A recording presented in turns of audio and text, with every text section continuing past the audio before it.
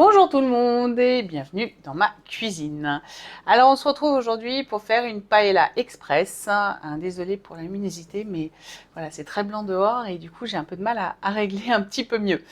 On va faire une paella express grâce à notre micro minute. Alors comme d'habitude j'ai pris un petit peu d'avance pour que la vidéo ne dure pas trop longtemps et quand je vous dis express c'est que on va quasiment tout mettre dedans. De mémoire, on va faire une première cuisson de 10 minutes à 900 watts. On va laisser poser 10 minutes le temps que la pression redescende.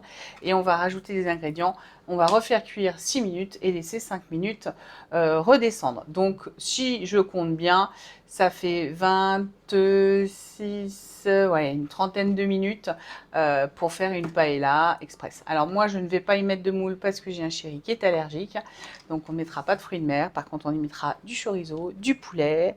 Les crevettes, ça passe, c'est tant mieux. Évidemment, il nous faut des petits pois. Alors exactement pour les quantités, il va nous falloir 250 g de blanc de poulet, 150 g de chorizo, un oignon, 3 petites gousses d'ail, environ 15 g, un poivron rouge, du riz long, environ 250 ml ou 200 g, un bouillon de volaille dégraissé, 250 ml d'eau forcément, de la pulpe de tomate en dés, environ 200 g, donc une demi-boîte. Alors, soit vous prenez du safran, soit vous prenez, moi, j'ai des épices à paella directement qui sont prêtes. Des petits pois surgelés, il en faudra 200 g, environ 100 g de crevettes décortiquées, du sel, du poivre à volonté.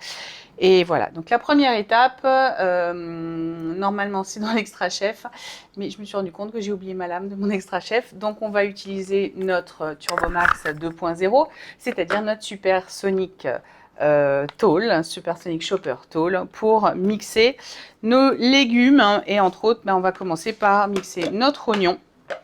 Hop, je mets l'oignon entier dedans. Celui-là, il ne devrait pas y avoir de soucis.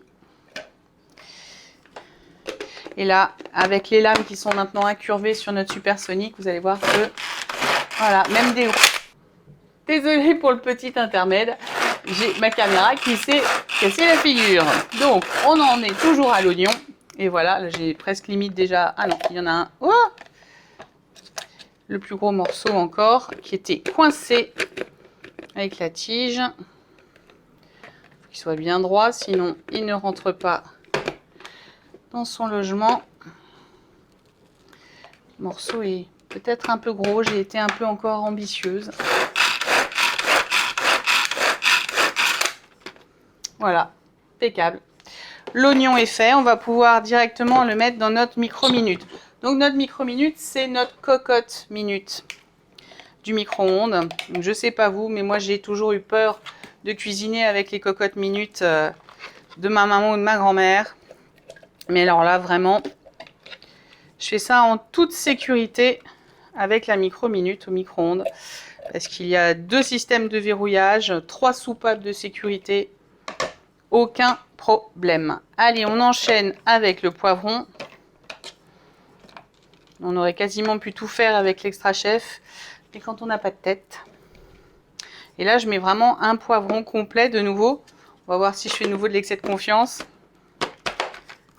On va voir si ça passe.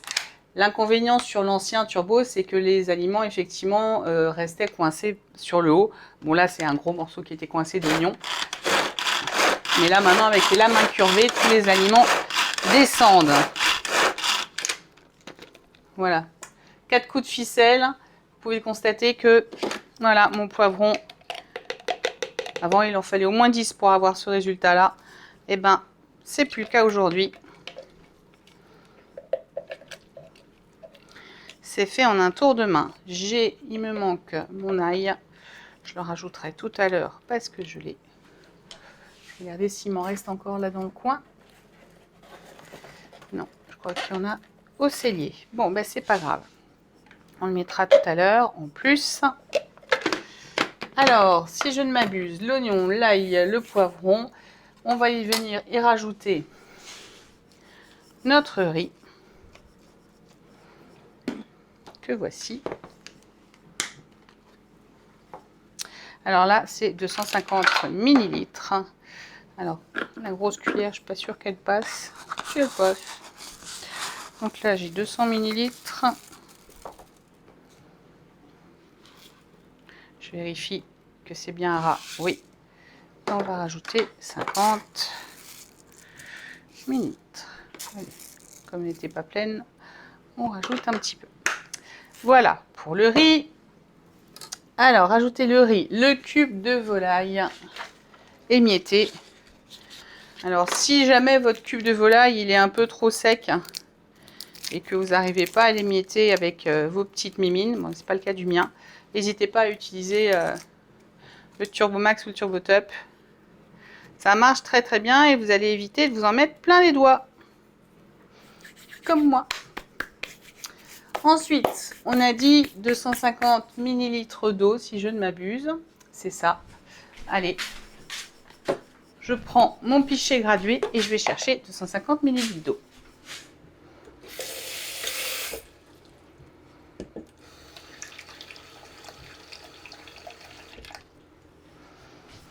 Et voilà. Grâce à la graduation, j'ai pu savoir directement. Allez, on mélange un petit peu.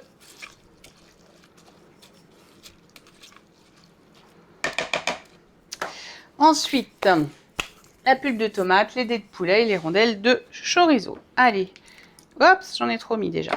Bon, pas grave. J'ai mis un petit peu plus que la moitié. Moi, j'ai déjà deux blancs de poulet qui sont ici coupés en morceaux.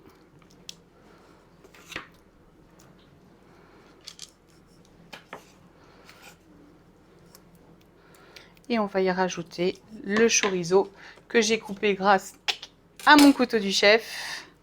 Donc 150 g de chorizo qui vont aller directement dedans et donner du goût. Donc la première cuisson, ça va être avec ces ingrédients-là. Et sur la deuxième cuisson, on viendra y rajouter nos petits pois et nos crevettes. Alors, je vous montre comment verrouiller votre micro-minute.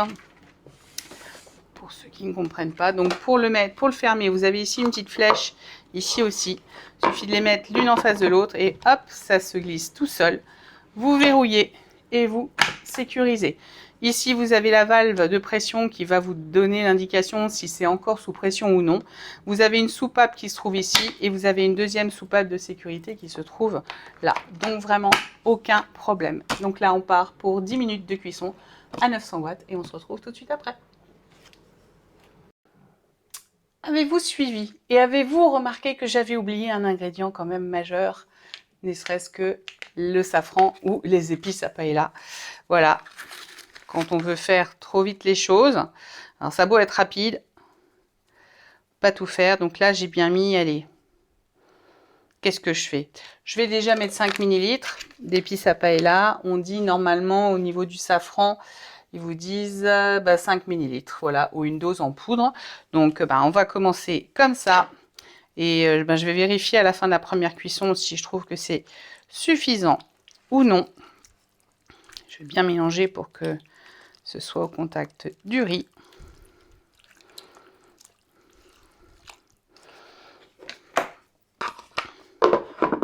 On va même en profiter pour assaisonner tout de suite, donc en sel et en poivre. Si vous aimez mettre d'autres épices comme les aromates, vous n'hésitez pas. Je ne vais pas rajouter de poivre parce que je pense qu'avec le chorizo, ça va déjà assez relever. Voilà, cette fois on est parti pour 10 minutes de cuisson. Tchou! Ça y est, 10 minutes de cuisson sont écoulées et je sais que les 10 minutes de repos sont passées parce que je peux faire ça. Parce que je vous garantis que sinon vous ne pourriez pas, vous vous brûleriez à cause de la pression. Donc du coup, il suffit simplement de déverrouiller en soulevant ce loquet. On tourne et alors toujours ouvrir à l'opposé parce que forcément, ça va être chaud. En tout cas, on sent bien l'odeur des épices, du chorizo. Bon, j'ai peut-être été effectivement un peu généreuse avec la sauce tomate. Mais c'est pas grave. Du coup, là, on va rajouter nos petits pois surgelés.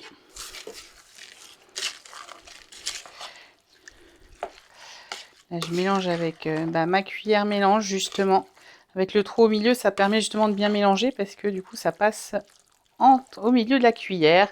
Cuillère mélange que vous ne pouvez avoir qu'en prenant le set d'ustensiles. Et là, bon, ils disent 100 grammes. Moi, comme je ne mets pas de moule, je vais mettre l'intégralité de mon paquet qui doit être à peu près de 200 grammes.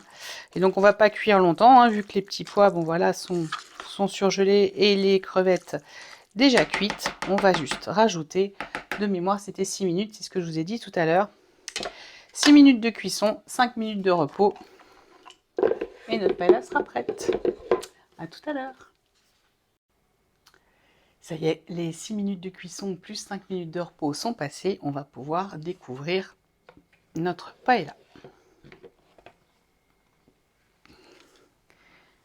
Et voilà. Alors pour les personnes qui souhaiteraient éventuellement y rajouter des moules, donc c'est pendant cette dernière phase de cuisson en fait qu'il suffit simplement de planter vos moules droites cul vers le bas pour qu'elles s'ouvrent pendant la dernière cuisson grâce à la pression et à la vapeur.